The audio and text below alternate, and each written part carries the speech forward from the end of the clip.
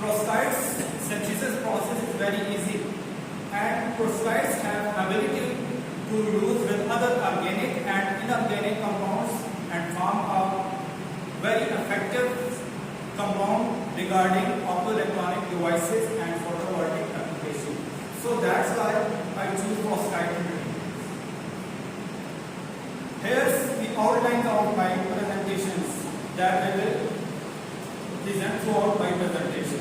First of all, I want to introduce my single crystal perovskite materials, then motivations, aim and objectives, result methodologies, result and discussion, and finally I compare my experimental work with theoretical calculation and application and also conclusions.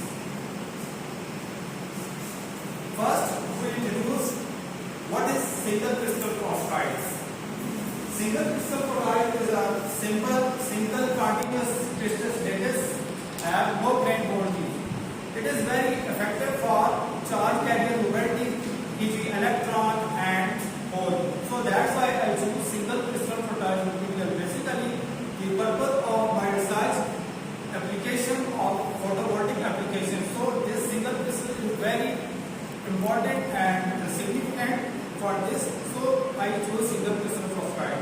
What is the key advantages of single crystal perovskite material?